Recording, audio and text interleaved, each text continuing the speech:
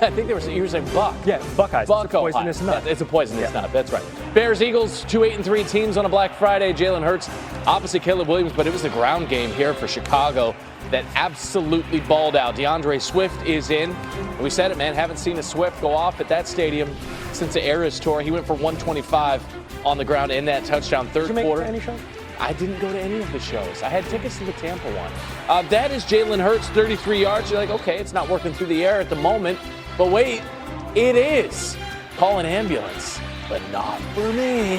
A.J. Brown is in. Closed mouths don't get fed. He had 10 grabs, never lost in his career when he's had 10 receptions. Undefeated, never lost. And then there's Caleb Williams. It takes a special talent to throw a pick on a screen pass. He did. And the Eagles are in business, but that business is not booming. Let's get to the tush push. It's 3rd and 1. Jalen Hurts, 1 career fumble on a tush push coming into this game. And now it's 2. You saw the beanbag out. The football is out. Deshaun Wright recovers for the Bears. He has 8 turnovers on the season. Leads the NFL. 5 picks, 3 fumbles. Safety Kevin Byard said we took it as a challenge. I took it as a challenge to try to go and get one. Talking about turnovers on a tush push. It would lead now in the 4th quarter. Kyle Monungai is in. Monungai said, listen, man, we knew they're an explosive offense, but we're an explosive offense. I had to make the most of every opportunity. He went for a $130 on the ground. And then Williams across his body. Normally a bad idea. Not to Cole Kmet, it's not. Wiener Circle in Chicago, famous hot dog joint, tweeted and said, hey, get that clarity. Free hot dogs on a Tuesday. Free hot dogs on a Tuesday with a Bears win. Hey, man, Caleb Williams said no hot dogs yet. Hold on. He found A.J. Brown, who had a season-high 10 grabs, 132 yards, and 2 touchdowns. But Caleb Williams would put it in the deep freeze with that scramble. Wow. The Bears have swept the NFC East, and they've won 5 in a row. And the Eagle fans are nonplussed. What did he say? Something, I don't know. Santa, I know him. Let's hear from Caleb and Ben Johnson. It's the Chicago Bears here, and we're 9-3. I don't know. I know you guys are hungry for more, right? Itching. Let me tell you something. The city of Chicago's hungry too.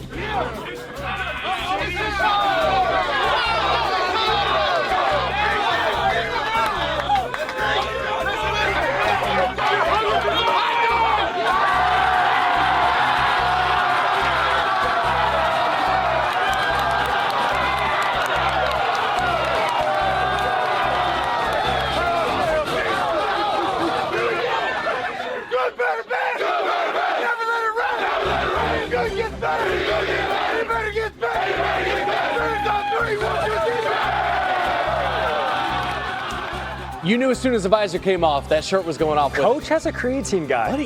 What'd you say? You said tone, well, not tone, not bulk. Tone, not bulk. You get past 30, you need to stay lean. DeAndre Swift, Kyle Monungai. I don't know why you're looking at me when you say that. They both had huge days on the ground for Chicago. They become the first Bears duo to each rush for 100 yards in the same game since 1985. Walter Payton, Matt Suey did it against the Lions. They're also the first duo with a $125 and a score in the same game, a rushing touchdown, since Colin Kaepernick and Frank Gore did it for the Niners in 2014. Supposed to compete with a team like a Philadelphia Eagles. Let me say this to you. I'm going to go with the Bears as the answer to this question on several fronts. Number one, I'm incredibly impressed with Ben Johnson. Props to Kevin Warren, the boss of the Chicago Bears, who I know very, very well. He's a friend. He obviously hired the right man for the job in Ben Johnson, who I think is an outstanding coach. Ryan Poles and the squad that he's assembled. You look at the talent on the Chicago Bears. I don't think we can ignore that. But it's really about Ben Johnson, and it's really about Caleb Williams. It's not about their defense right now, which has some work to do. They're 27th in total defense, 27th in scoring defense, 28th in rushing defense, and 26th in red zone defense, led by Dennis Allen. That is not something to write home about. But they do have 24 takeaways, a plus 16 turnover margin, because of their defensive ranking. So I give them credit where credit is due in terms of being able to be opportunistic and take the football away. But why are the Chicago Bears in a situation where they're sitting atop the NFC North? It's for 2 reasons. Sure, you can point about teams that don't have winning records and what have you, and them taking advantage. But this is not what the Chicago Bears would have done in the past. They'd have lost to those teams. They're finding ways to win now. And then you got this kid in Caleb Williams. All of these questions about Caleb Williams or Jayden Daniels, Caleb Williams or Jake May or whatever. Well, guess what? He's in the conversation now. because they're winning football games. And by the way, about third time this year, he's thrown 3 touchdowns in a game. I'm looking at Caleb Williams right now, and I'm seeing what he's doing, and I've been incredibly impressed. 3rd game this season with at least 3 touchdown passes. 4th straight game without an interception. Ain't turning the football over, throwing touchdowns, running with the football, throwing the football in tight spots at times, and getting the job done. Being opportunistic, I'm looking at all of those things, and I'm saying, okay, we're going to find out about the Chicago Bears as the season wanes, because after Philly, you got 2 games against the Packers, you got 1 against San Francisco, you got a season finale at home versus the Detroit Lions, okay? You got all of that going on, a game you want to avenge the way they blew you out the 2nd game of the season. I get that part. And you got a game against the Browns, who are no slouches defensively. But I'm saying to you, at this particular moment in time, we got to stand up and give the Chicago Bears credit. Their franchise has been resurrected.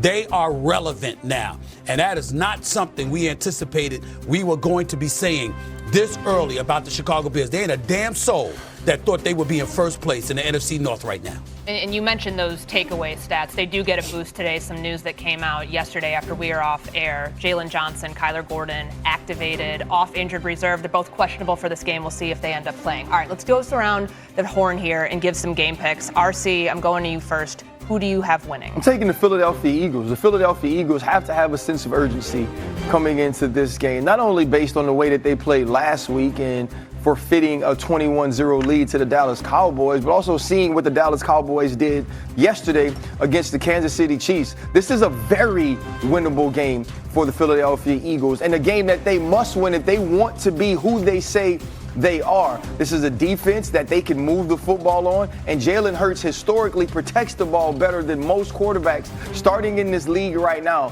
And what we've seen from this defense since acquiring Jalen Phillips and the pressure they could put on the quarterback, I think this will be a tough day for Caleb Williams and Ben Johnson to move the ball. Cam? Yeah, I second that. I'm going to go with the Philadelphia Eagles because one of the main things that the Chicago Bears have been undeniable at is, creating turnovers.